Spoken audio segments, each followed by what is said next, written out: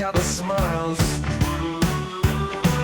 He's made MVP status, rejoice British Isles.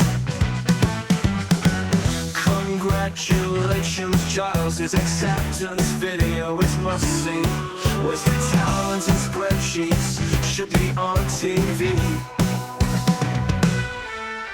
Strips away a fabric con, we welcome Deb back in. Will Giles' big announcement take over the whole thing? It's all about the data and the question of the week. Will we be providers of the answers that you seek? Unpivot! This is Unpivot, the show that Excel and Power BI fans never knew they needed. We discuss data, business, and beyond. Thanks for joining us. Welcome. This is Unpivot, the show for Excel and Power BI fans and anyone who loves chatting about data. I'm Wyn Hopkins. I'm Giles Mail, humblest MVP in the world. I'm Mark Proctor. And I'm Deb Ashby. Excellent. That's a good intro, Wyn. Good intro. Thank you. I love It took me that. by surprise. Any news? No? Move on. Question of the No, week? nothing. Let's just move on. Do I get to talk about myself for the whole episode? Yeah, very good, Giles. So give us the backstory. I'll take it off. Thank you very much. What do you want the backstory on the video? Yeah.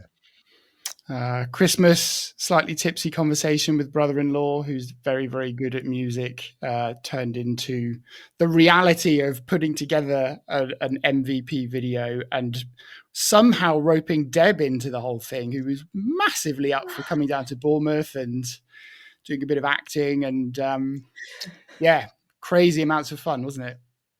It was really fun. I'm literally just up for anything. I'm like a golden retriever. I just like being outside. So I was happy to go to Bournemouth, see air, and it was a really fun day. I was so impressed. It was so professional. It was quite overwhelming, really, the amount of people that you've managed to call in favors from and rope in to do this video. I didn't really get it up until we were there. I wasn't really sure what was happening. But it was amazing. It was amazing. Deb turned to me, I think, after at the end of the day, we were sat down on one of the kind of rows of seats. Deb turned to me and she was looking around at everybody with a really confused look on her face. She's like, Giles, why is everybody here? Like, why are they all doing why this? Are they doing this? Them, all these people are giving up their time and they're like professional people, giving up their skills. And I was just like, why are they doing this? What's in it for them? And I think it is worth mentioning that, so Giles, you recorded this on the 30th of August or something. And when did you get the notification that you had actually been accepted as an MVP? After. We had to record two endings. So we did two endings just in case he didn't get it. We would use that one, and then the one in case he did. So we should actually release that at some point. There's a really funny, because at the end, Deb does the slow clap. There is a version of that where she does the slow clap, and then she goes, "You didn't even get it, you idiot." Nice. And we would have released it if I'd been rejected. We would have released it as the same video with a. Not that I was bothered, but I kind of put a video together for this. Thanks, Microsoft. The slow hand clap is a very nice touch. Oh, thank you. You nailed it, Deb. Very good lighting, very good video editing, great band, good song. Yeah. It was all professionals. I mean, it was lots of favors called in through my brother-in-law and my sister. But I have to warn the three of you and the general Excel community that this is going to happen every year now. I've got this firmly in my head that it has to get crazier every year. The budget's going to have to go up every year. It's going to go wild until Microsoft have to stop giving me the award. You're going to get bigger and bigger names in it. I'll be old news next year. You'll get some big stars next year. Oh, you were the superstar, Deb. No, you'll be in it every year. That's so good. Very well done. And congratulations again. So thank you very much. I appreciate it. We will put a link as well in the show notes. If people have got no clue what we're talking about, go check out Giles's LinkedIn only. Giles, is that the only place it can be found, or is it on your YouTube channel? It's on YouTube. We put it on Excel on the Road, but we just we just wanted to make sure it kind of reached an audience on LinkedIn, so we just uploaded it properly there as well. Lots of nice comments. I think people received it well. They got the joke. So, yeah, exactly. Yeah, there was a risk. There was a risk, but I think everybody got it, which is great. And that jacket just happened to be lying around, or? Oh, I'm not joking. So the day before I travelled down to Bournemouth, I had to get 3 things. I had to get popcorn, a hot dog for the funny little, almost rude line that's just a funny little prop, and then a fur coat. And I had to walk into a cinema and just buy popcorn and a hot dog as if I was going to watch a film. They thought I was really weird. Bought hot dog. Just walked out. Okay. And the first charity shop I went into in Winchester had that bright white fur coat in the window, and it was like it was meant to happen. Of course they did. It's Winchester. Of course they had a fur coat in the window. Yeah, the charity shop. It's a beauty. It's a beauty, and it was a hot. By the end of the day when we were recording, it was warm in there because there's a lot of people doing a lot of exercise. The dancers who were amazing, like they were knackered. They were so and good. There's me going around in this massive fur coat, just dying of heat exhaustion. But yeah, it was worth it. It was a crazy day for everybody involved, and we didn't know how it would turn out. But Andrew, the video production guy, was just out of this world. Amazing, just unbelievably good. Yeah. Very good. And welcome Deb as well to the back to the friend of the pod. Welcome back. I know. Temporary replacement for Sue. Where is Sue? Sue. What's Hey, Sue up to? She'll be listening. She's in Stockholm, I think. Oh, okay. Fabricon, Yes. Is that it? Is that what it was called? The fabric Yes. event or Yes. whatever it is. Yeah. I saw something about that yesterday. Yes, I think Oh, she did her presentation. I saw a good comment from somebody about they attended, and it was Nice. great. So we'll get all the news from Sue when she's back. Yep, she's hanging out with her real friends. Yeah, that's it. Fabric best mates. Yep. Doesn't care about us Power BI folks anymore, or the Excel folks. Just second-class citizens now. She'll be coming back in last place, and we can all mock her for it. So it'll be fine. Did she get relegated because she's been away? Is that what happened to Mark? No, Mark didn't get relegated when he was away. did. He did. Did you? He did. Oh, Yeah. that's sad. Yeah. I was second. Uh, Now I'm third. Rules. It matters actually to all of us. It's probably surprising how much this matters. Can Win ever be knocked off number 1 though? That's the thing. Oh yeah, Mm, yeah. There's, Yeah. Oh, There's a- again. there's a good chance of it in the coming month or 2. So Giles watches. All Giles's dreams are coming true. Top voice, MVP, might make it to the top of the Unpivot Host of the show. podcast. Top dog in the Unpivot podcast. God help you when I'm running this. Can we expect another video? Maybe, yeah. I was going to ask you, Giles, what do you think about the top voice badge being taken off of LinkedIn, as you were so proud to get your top voice badge, and that they've now completely removed it from LinkedIn, haven't they? There you go. That is news. I don't know whether you've heard this. So a few people sent me screenshots. LinkedIn have removed the automatic part of top voice. I would love to think I'm important enough to have actually played a role in that. I'm sure I didn't. But the whole thing where you just have to contribute anything you like, which some of you may remember from episodes 1 and 2 of Unpivot, they've dropped. So you can still be awarded a top voice. I think it's the blue badge that's remaining, but it's actually by, I think somebody does assess what you're doing. Okay. So that's quite funny. Which is how it should be, really. Exactly. Yes. Yeah. I think we proved that. Cool. So, any other news from anybody? Mark, any? I've got 3 bits of news. I'm going to go through them quickly. If you want to pick up on any of them, you can, or we can just skip over them. Okay. So this week is my dog's 3rd birthday. Oh, I'm not particularly excited about. I mean, it's your dog's 3rd birthday. It doesn't know how to celebrate, but of course, my family decided that we have to buy the dog gifts. Yes. Okay, so that's the first bit of news. Dog's 3rd birthday. A golden retriever, Deb. So you mentioned golden retrievers there earlier. you So go. I was there. So my dog's third birthday, that's obviously key. Secondly, this week we've been running our Power Query 5x5 Quick Start, which is like a 5-day video series, and that's going really well. We've got lots of people getting up and running with Power Query, so really stoked by that. Loads of people taking part, fantastic. And the fun bit of news is I had my number plate stolen. Oh, Just the number plate. Somebody stole my number plate and replaced them with number plates that weren't mine. And so now I'm just waiting to see what kind of crime is my number plate going to be used in, and what will I then be either, sent letters for, you're fined for this, you didn't pay for petrol here, you crashed into a bank and stole a cash machine, whatever those things are, I've just got to wait and see what happens. God. So if I'm not back in 2 weeks' time, I've probably been arrested. So yeah, that's my news. So you woke up in the morning, went outside, and you just had a car with no number plate on it. No, it had somebody else's number plates on it. Oh, it had Trey somebody, Vauxhall so they Zero. switched it.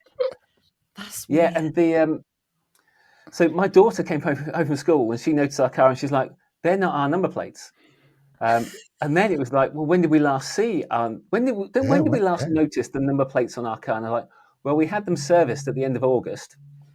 And you're like, "Well, I mean, that's like almost a month ago." So yeah. So would we have noticed before then? Hopefully, but equally, I think it was probably in the last few days. But it could have been a long time before that. So that's either true, or you are the Walter White of the Excel world, and you know you're going to get busted for all your illegal activities, and you're just prepping us in advance. I think it could be that. That innocent face isn't fooling me, Proctor. I can see right through you. I can't believe you got me first time. I was just laying the groundwork there. You need to check all the books in your bathrooms in your house to see if you've got any personal. If you don't know Breaking Bad, that reference just sounds weird. Do you know Breaking Bad? I've never seen a single episode of Breaking Bad. I retract that last joke, which just makes me sound weird. Edit. Can't edit. Any other news from anybody? Any new features? Any new releases? I mean, it's been quite a few new features. I feel I was at LinkedIn last week recording a training course, so that was fun. My first time at LinkedIn, so that was cool just to go there and see how everything is. I was happy that it is exactly as you would imagine it to be. So that was fun. And when I came back, I feel like there was loads of things that had been released, different things in Excel, mainly sort of surrounding Copilot. So a whole heap of new features released in Copilot available for general release as well. And I feel like there's been quite a few things. They're really kind of ramping it up at the moment with regards to Copilot and all of the new features. But I haven't explored too many of them, haven't had a chance. But yeah, should be good.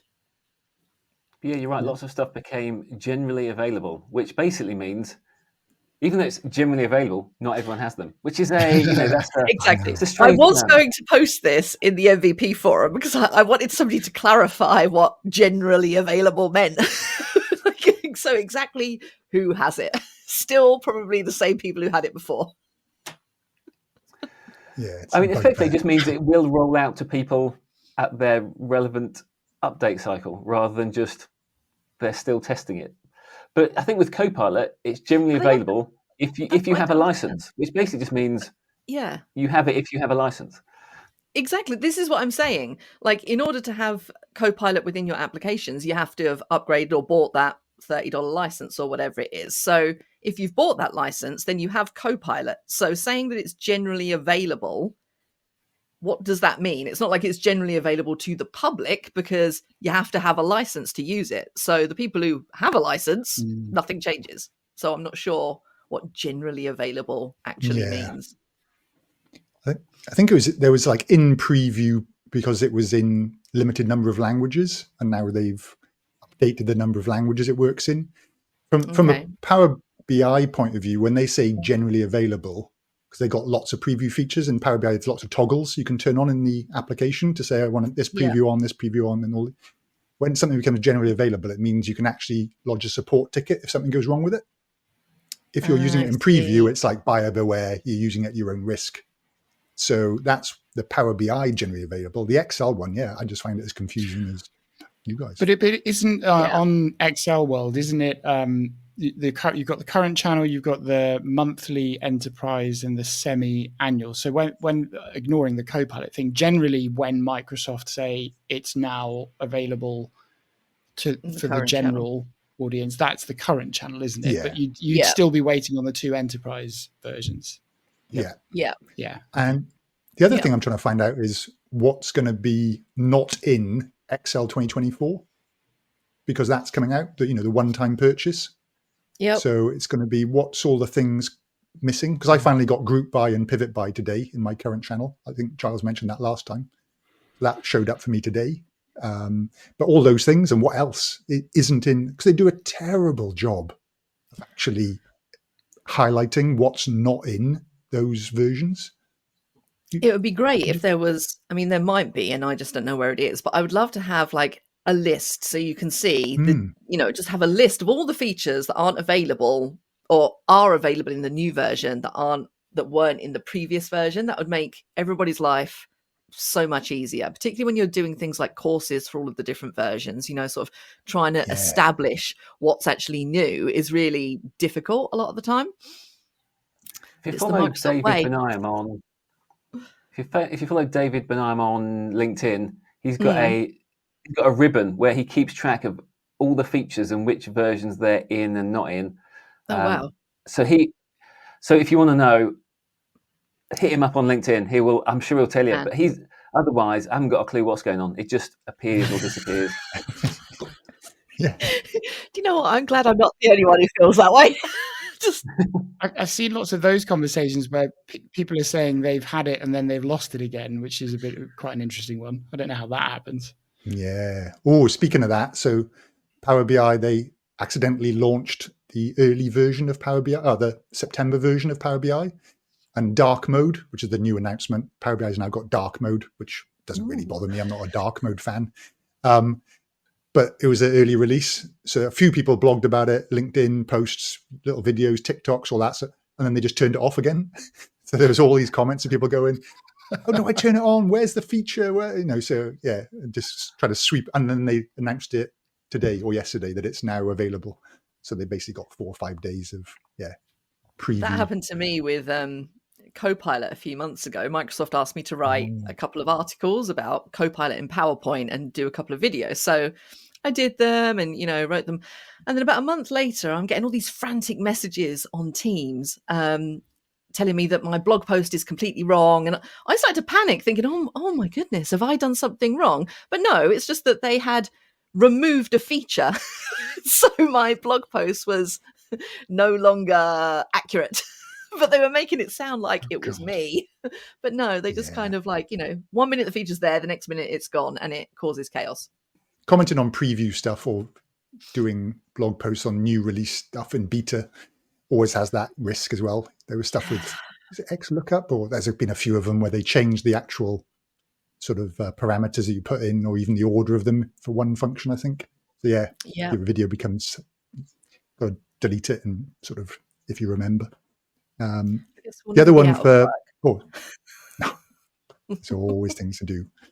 The other one that I was quite excited about with Power BI was you can now do multiple apps per workspace. For people who know about you package your reports together and send it out. Reporting pack would have been a better name than app, but you can send them all out. It used to be one workspace, so one folder, one app, and now you can do multiple with different reports into different audiences, which is cool. And you can actually have a choice of colors, which you were limited to 6 colors or 7 colors, and they were awful before. I was very excited, then discovered you have to have a fabric workspace. So you have to pay a bit more money. So there's all these little features now, like Python in Excel. If you want to work quicker, you've got to pay a bit more money. You're going to be struggling to work out all these license things. Focus Cell, that was causing a bit of buzz this week, wasn't it? Focus Cell, yes. Yeah, I'm just happy because that VBA video that does the rounds, I feel like every content creator has the video of doing that using VBA. I don't have one, but literally that's all you see when you open up TikTok is that video. So I'm happy for that reason, that it's going to cut down on the amount of those videos. Want to give a quick explanation of focus cell, Deb? Well, you click on a cell and it basically highlights the column and the row. So it sort of zeroes in or allows you to focus on your cell. I think she put a It's training. not just a board clever in there. name. Good. It actually does what No. it says. Wow. Do you even have to click on it, or do you just hover? I don't You know. have I to don't click. have it. You do have to click.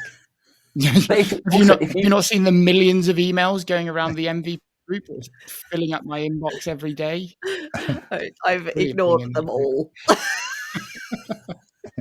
But if you use find, it also applies the focus cell. So if you use find, you click next, as it works through your finding the next instance of that, it applies the focus cell to each of the items that it finds. Oh, it does? Yes, which was a bit mind-blowing at the time. Because even if you haven't got focus cell turned on, it will still apply that while it's using the find feature. Oh, It can focus on multiple cells or just one cell at a time? I think multiple. So wouldn't that make you have like loads of like highlighted lines Oh, going no. across So everywhere? as you go find, when you go to find, it just finds the one that the current active one you've got. And when you go next, it then finds the next one and the next one. Oh, okay. Yeah. cool. So just keep clicking the update button and see if our beta versions of Excel actually show that new feature. I feel like it's one of those features I wouldn't really care if it wasn't there. Yeah. Do you know? I agree. Yeah, I totally agree. I've not been quite as excited as I've seen some other people getting on this, but it looks cool, awesome. I haven't lost any sleep not having it. To be honest, by the time I've moved my mouse up to the bar, clicked the drop down, clicked on focus cell, I'll have found where my cursor was. So, Exactly. but it's probably not aimed at us, right? It can help people, I guess, to bring it back into the sensible world. It can help people who've got maybe vision impairment and stuff like this. So, great for those folks. And you can always sure there's a shortcut it keyboard as well. Add it shortcut. to your quick access. Yeah. Alt W E. Enter. Oh, right? that's been doing the rounds in the emails, hasn't it? The shortcuts. God. So just add it to your quick access toolbar, position number, whatever. But so far, I don't think anyone has used the term game changer to describe it. So that's until someone uses the term game changer, that's the point that a feature is a big deal when they use the term game changer. Because equally, you're there thinking, well, I sit there thinking when they say, "Oh, this feature's a game changer," and they, it doesn't really change the game. It's more just like bringing a different player on, isn't it? Or playing in different shoes. But we like to throw around, this is a game changer. So that one phrase just gets me. Oh, it's a game changer. It's like, no. Oh, what was the last game changer in Excel? Panel query and Lambda. dynamic array. They're the only two real big game changers. Mark's in the going last back a decade. decade. Yeah. Yeah, I think he's right, though. Dynamic arrays Yeah. is a bit of a game changer. Dynamic Isn't it? arrays, yeah. Yeah, those two. I agree, dynamic arrays.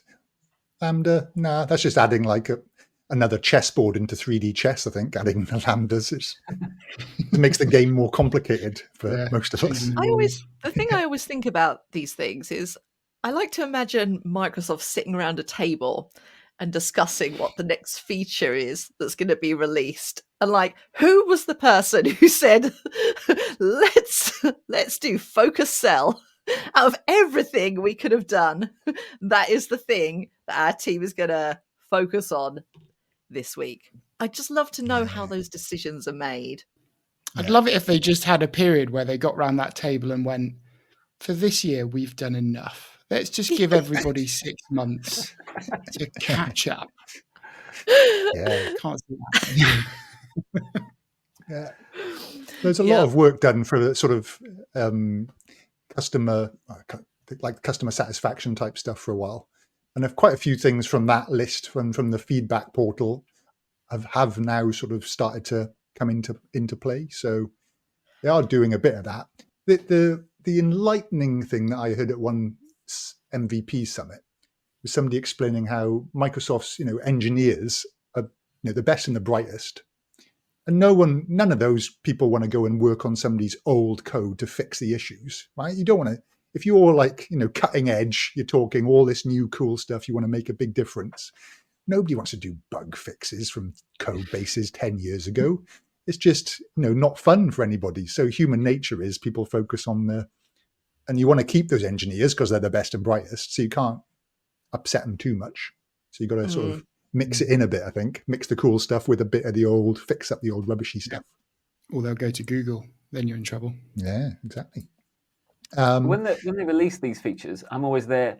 You think about the features that you'd love to be fixed. So Win with his Let's Fix in Power Query IntelliSense, they could have put the engineers on fixing Power Query IntelliSense or Focus Cell, and they went for Focus Cell. And there's lots of things like, there's so many things you could do. Why?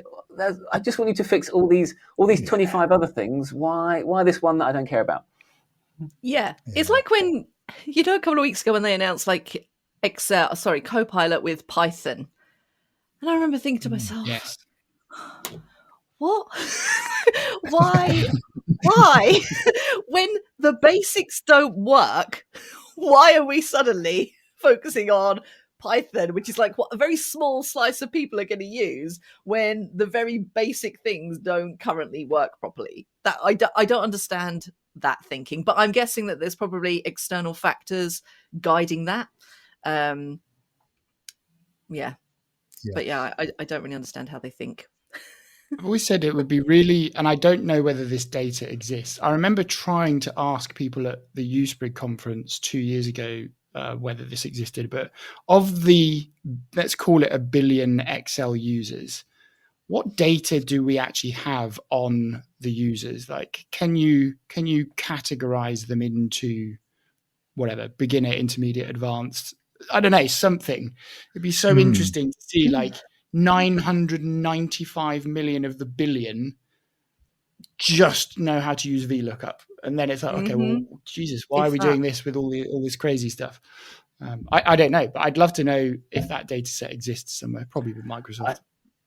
I had a great stat the other day, and I'm going to assume it's true, just for the humor of this next piece. So it was on LinkedIn, so therefore it's definitely a fact. Apparently 97.5% of spreadsheets don't involve any formulas. Okay? 97.5% don't involve any formulas. But when you combine that with 80% of spreadsheets contain errors, it's like, where are these errors coming from then? I mean, it's like those two statistics in my mind are like, so the errors are not generated by formulas. So are we now counting typos? I mean, this is, my mind's been blown, but I don't know how the Venn diagram of that even overlaps. So they're almost like two separate circles that are opposite ends. I just don't get it. We'll never know. We'll never know. Right, let's do question of the week. Hold on then. Jingle. It's the question of the week.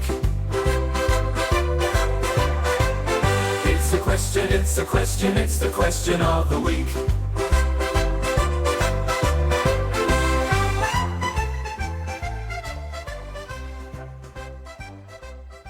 There we go. Question of the week. Okay. What is it? It is. What is the question? What advice would you give your 20-year-old self? So Drink this is less. going back. This is not going to be Excel related at all, is it? Because it can't. It doesn't have to be. Yeah, no. Fantastic. It could be, I guess, but no, probably not. Mine's kind of career. I thought I'd keep it career and not personal. Yeah. We can do it. Do you want to come up with a few thoughts, Deb? Do you want to kick off? Go for it, Deb. Well, yeah. The thing that, I mean, for me, if I had to go back and tell my 20-year-old self something, it would probably be mindful of who you invest your time and energy in. And that goes for professional life and personal life. Because I feel like over the years, I've spent a lot of time putting a lot of my time, a lot of my energy into people, things, events, which just serve no purpose for me. And someone told me recently, and I think this is kind of particularly useful if you have your own business, and particularly if you're more on the people-pleasing side of the spectrum. Somebody once told me, always ask what's in it for me. And I've tried to stick to that. Otherwise, you find yourself just doing things, investing time, and just getting nothing back out of it. So that's what I would tell my younger self. Be mindful of where your energy goes.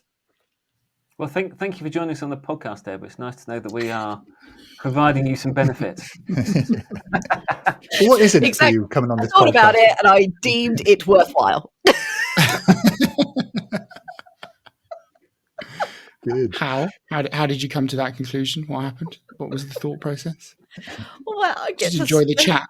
spend an hour with you lovely three gentlemen.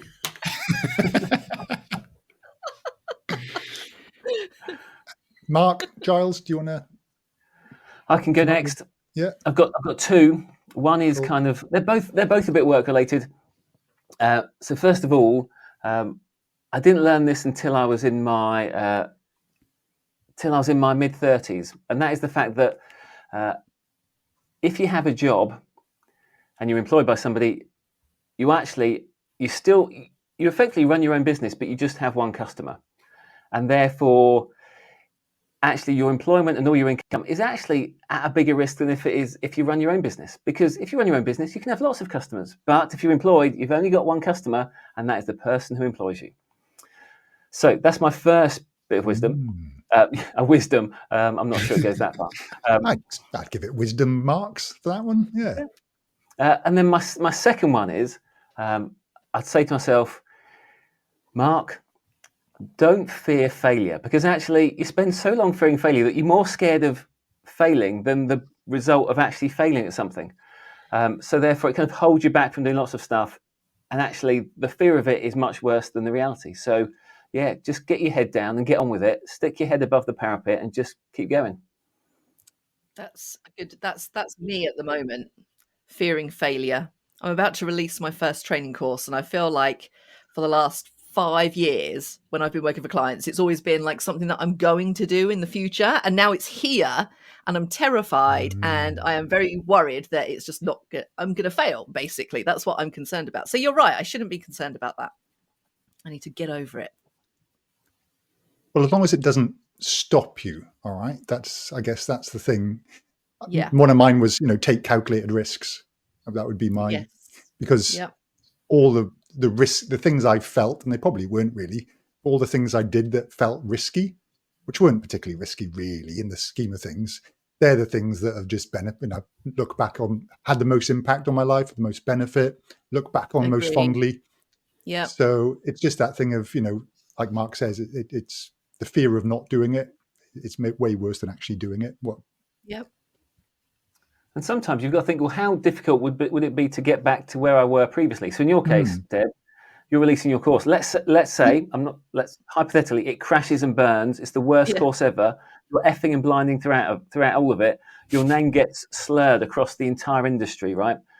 You could go to somebody and you can say, hey, do you need an in-house trainer for whatever? I'm an MVP. I've done this stuff. They were like, yeah, okay.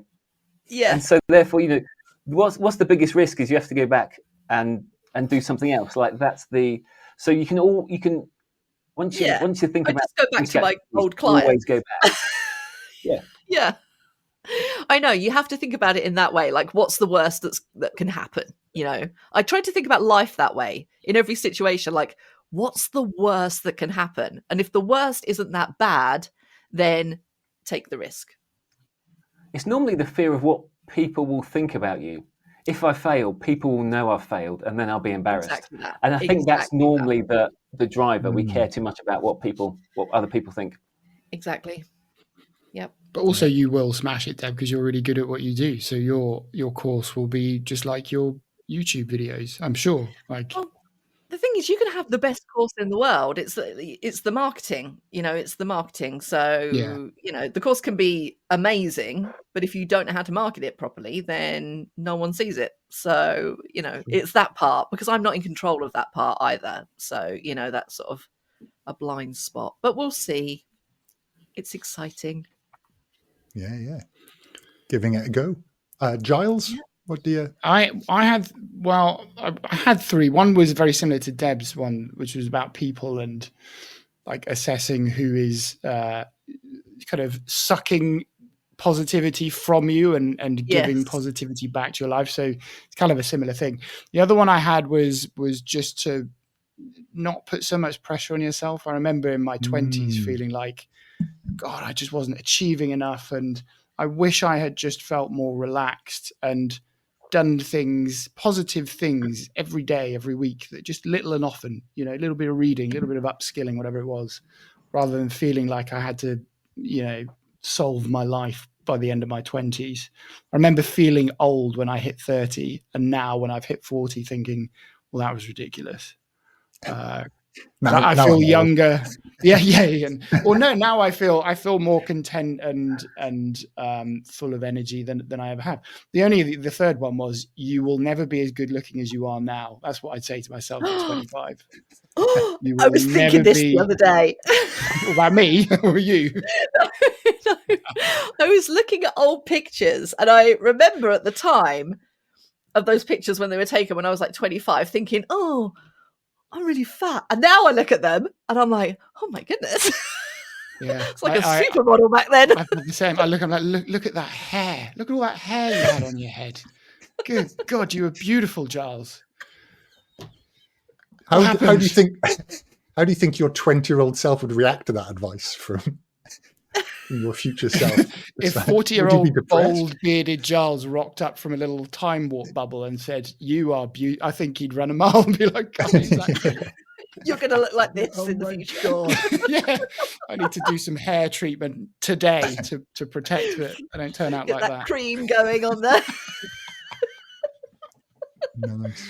Yeah, so there you go. You'll never be as beautiful as you were today. So get ready, because you're going to have to rely on your personality when you hit 40. and video editing and lights. Exactly. And a can dancing group. So quite a few people on LinkedIn commented. Let's just go through here as well, and I'll chip into a couple of these that I agree with as well. Did you do yours, Win? Well, one of mine was sort of take calculated risks. So, sorry, you did say, yeah. Yeah, and that sort of related with just push yourself out of your comfort zone, do stuff, like first speaking engagement, putting my hand up to run a meetup group when I was still nervous about speaking, doing this, that, do all sorts of stuff, starting the podcast, everything, right? It's just like, what if that goes wrong or whatever? And you just, like you say, agree with you guys, all your comments on that. Come back to it tomorrow would be the other piece. I wasted so many hours in my 20s just trying to blast through things, working till 1 o'clock in the morning for companies and stuff like this. And you just go, just stop at 6, come back at 9. You'll solve it in 10 minutes. So there's very true. There's that bit of advice. Yeah. And do you think that's universally true, by the way? Because that's a very Excel. I know we all know that's true with modeling. Do you think that advice works if you're in writing, the writing industry or the marketing industry? Like, step away from it and come back tomorrow and you'll solve it. I don't know. I think writing, yeah, definitely, because doesn't it? Yeah, writer's block and all. Yeah. So there was a few people online as well that commented. So Lynn Titley said, some people are just weird. Don't take it personally. Thanks for that, Lynn. My favourite comment. That's awesome. True. It's okay to Google for the answer from Lee Becker. Yeah. That's definitely true. We all do it. My 20-year-old self would have had no idea what I was talking about if I'd said that to them. What's Google? Do you mean? I don't know if they wouldn't have had a clue. The don't sweat the small stuff from Colin, which is important. Christopher Fennell said, somebody getting attacked by a manic bumblebee in the background. I was going to say, I was almost going to go on mute. Can you hear the tree surgery going on outside? Yeah. Is that what it is? Yeah. I'll just mute it. Normally you can't hear stuff at the background of mine, but here we go. I'm going on I can't hear mute. it now. It's stopped now. Yeah. So Chris Fennell said, surf more, work less. Good call. And then it was one or two more. As in surf the web or surf outside in the sea? Ooh, good question. I'm guessing outside in the sea, because surfing the web more is not a great activity, is it? Well, I don't know. But it does then- make me want to be him, though. Like, Yeah, someone check to see if he's from when like someone- Newquay or something. When someone says, "Oh, what advice would you give?" Like, surf more, work less. Like, I so want to be you. I want to. Yeah. He sounds cool. Yeah, remember mine would have to be learn to surf, then surf more, work less. I remember sort of arriving in Australia and having a meeting with an accountant for our company and just trying to say, can we catch up tomorrow to discuss this? And he went, nah, surf's good tomorrow morning. How about the day after?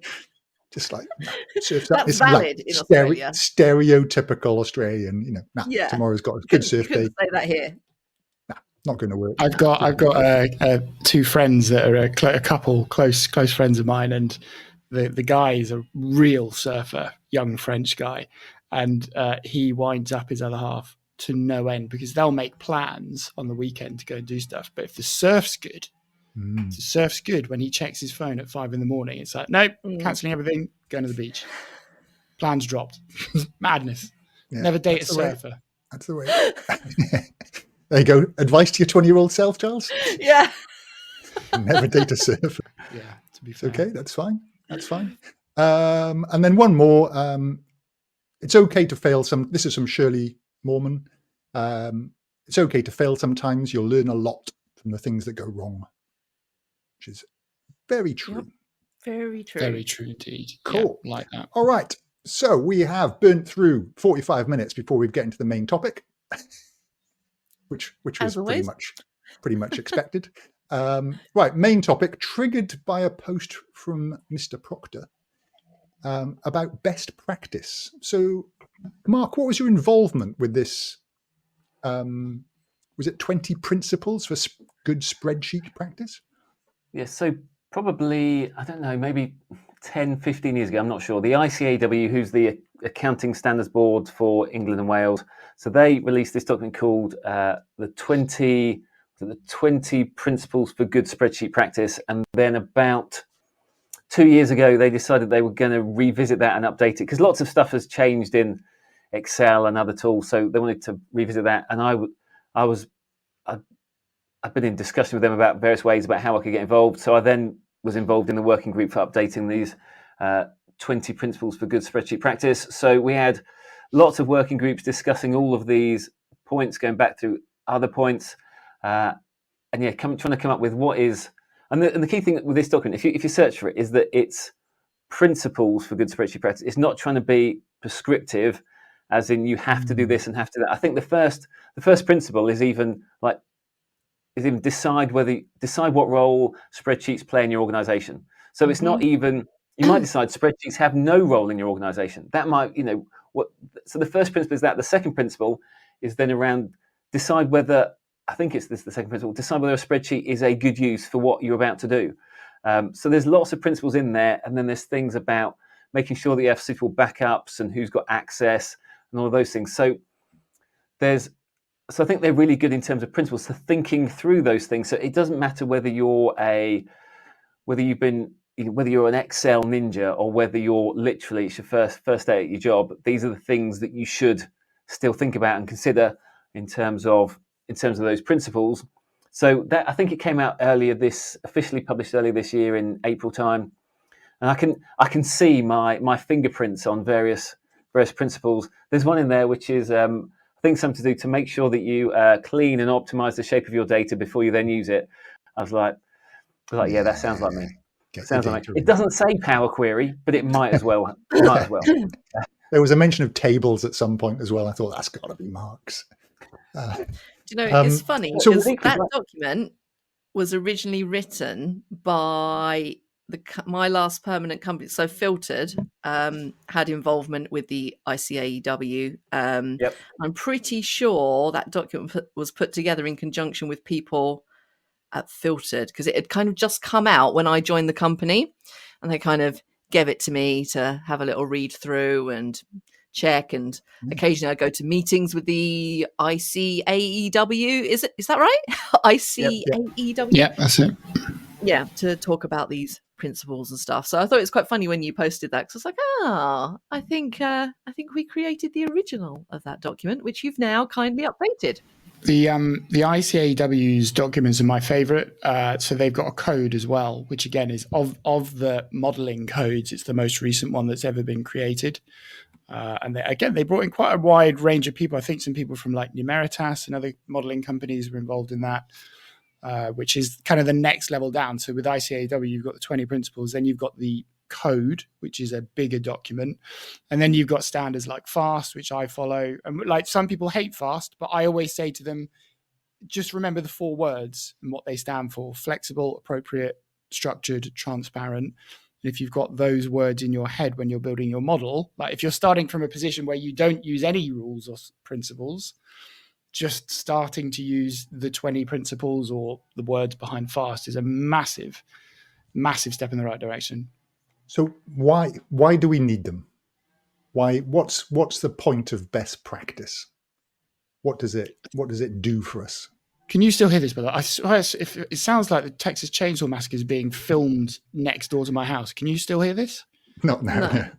Okay. Well, Mark, you were involved, so you should. But yeah, why should we do best practice? What's the point? I mean, I must have, when I first started out on this working group, I was reasonably dogmatic about this is the way things should be done. I think you'll find, and then after a couple of meetings, I was like, no, I was wrong. I didn't admit it, obviously. I mean, I'm not a fool. I'm not going to admit it publicly. I'll wait till a podcast 18 months later. But like as we went through that, I was like, yeah, that's actually that. Lots of good points came out that I'd even never considered before about how to approach things and why things are done a certain way. And while they might be things that a lot of them are things I'd have done inherently anyway, but equally, unless it's something that makes you think about it, then we're all kind of restricted by our own thoughts and ideas. So if I go, I've got this really awesome idea, and then I go to implement it, actually, when you speak to 20 other people, they'll be like, well, it's better to do it this way and that way. So by collecting all those kind of ideas together, if nothing else,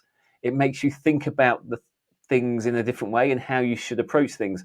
So even if, as Giles said, even if you've got the FAST standard and you don't apply it 100%, just making yourself go through that process of thinking from all these different perspectives helps to improve what you do. So even if you're not following the principles, just reading what the principles are and understanding them helps you to get that collective view. So I think it's as much about getting a view outside of yourself and understanding other people's experience and other people's knowledge and really making the most of that, rather than having to make all those mistakes yourself. You get to understand, you get to learn from other people's experiences. You might decide that you still want to make those mistakes. You might decide you're going to ditch these rules and do something the way that you want to do it, and that's fine. But at least you're making that as a decision rather than out of ignorance. So it's a boiled down essence of all the mistakes people have made, and go, don't make these. These are all the things we've done in the past. It's gone wrong. It hasn't worked for us. Yeah. So don't go down the same path. If you go down this way, there'll be less issues. Be kind to your future self, sort of thing. Is that the general benefit of adopting them? It's like, here are the 20 things you would tell to your 20-year-old self about spreadsheets. Right. Yeah, There's a good way of looking at it, though, because it also with Excel, you've got to remember the vast majority of people come at it with no training, with the blank canvas that Excel is. So actually, what probably sound like really obvious rules to us and other people that are in it every day need to be communicated to the vast majority of other people. There is a difference between the principle-based standards and the rule-based standards, and I think sometimes the BPMs of the world with a 280-page document of this is the color you use in this situation, it's like, it goes a little bit too far. I really like the principle-based stuff because especially if you're in a modeling team, I totally get it. If you've got a modeling team of 50 people, you kind of need to know how they're all going to approach the same challenge. A little bit different if you're an individual. Yeah. But a lot of the time, it only works if everybody, adheres to the standards in that document. If you've got like half of the company. Yeah.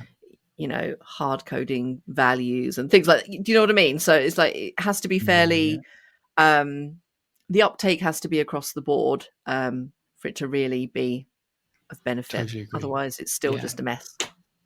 And in terms of resources for that, do you think so you mentioned a few, Giles. Mark, I'll put a link in the show notes about the 20 principles for good spreadsheet practice. Is there, from are there any third-party tools? Because like Power BI has got something called Best Practice Analyzer. So you can actually run a piece of software using Tabular Editor across your model, and it'll actually spit out a whole list of issues. Is there something similar for Excel? I guess it's a bit loose. So you've got auditing tools. So there's lots of tools. I think Oak I've mentioned before. There's lots of those, but it's not. Well, as far as I know, none of them are quite at the it's not like an AI-led, okay, we're going to tell you everything that's wrong, but it will tell you a lot of information about your model. You've had two tools, so Medano and more recently OpenBox are modular spreadsheet design tools. I tried Medano years ago, and look, it's very clever because you kind of type in on a front-end user interface what you want the thing to build, and it builds it. But I didn't like the code, if you call functions in Excel code, because it was trying to be an all-encompassing solution for any potential button somebody might click. So you'd end up breaking a lot of best practice in the actual functions in the cells. And then OpenBox is, more recently quite clever, especially if you're a fast modeler, because you can churn out a 3-stage model or ingest one. I quite liked that. You could take a spreadsheet, ingest it into OpenBox, and it'll pull it apart and tell you more about it in there. Okay. I suspect you'll get to the point in the not too distant future where it literally is just like, I want this model. You tell your machine what you want, and it churns out a perfect 3-statement model or something like that. I can imagine that happening. You'd think it'd be something that, again, the AI should be, Copilot. Yeah, I was Please just thinking analyze about that. my. Yeah. Yeah. Or if you could upload, because I know like in the other applications that you have Copilot, like Word and PowerPoint, you can upload files and use those files as references. I don't think you can do that in Excel, Copilot in Excel, but it'd be cool if you could have like some kind of best practice document which you can upload or reference in Copilot in Excel and sort of say, compare my spreadsheet to the best practice, and then get kind of like a report of, that kind of thing. That would be pretty cool. I think. Yeah. I think one of the key things about any of these best practice or principles is equally knowing when to break them. Yeah. Because there are, in Power BI, there is the adage of, don't add calculated columns, right? Don't use many-to-many relationships.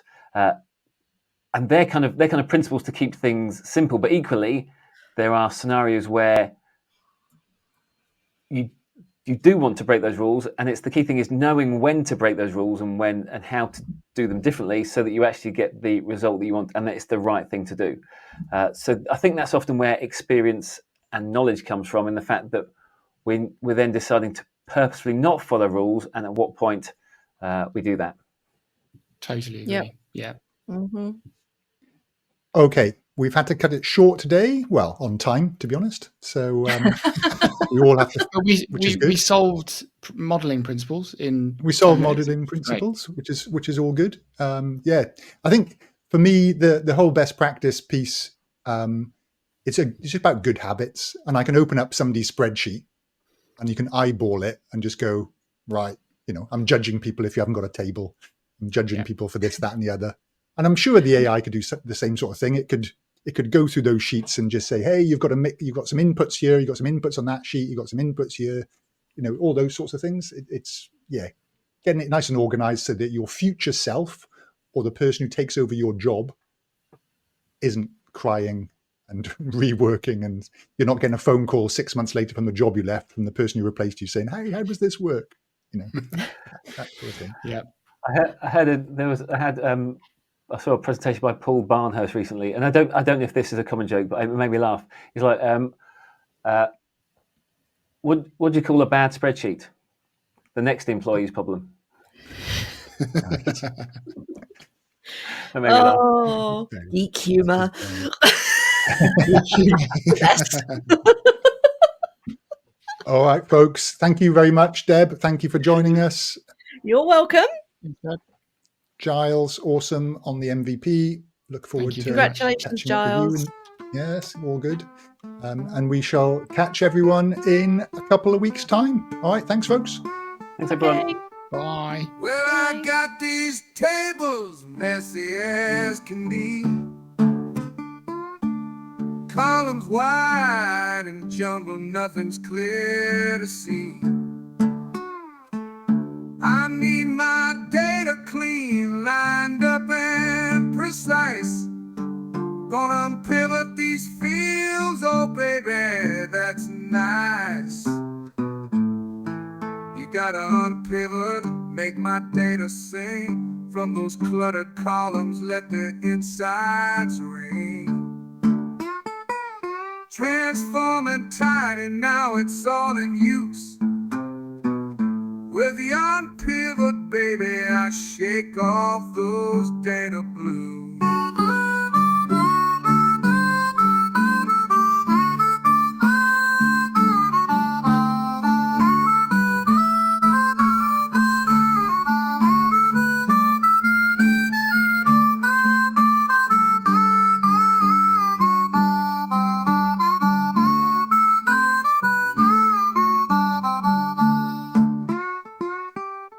Stack 'em neat and slim, that's the way to go. Turn wide to long, let the good data flow. A pivot here and unpivot there.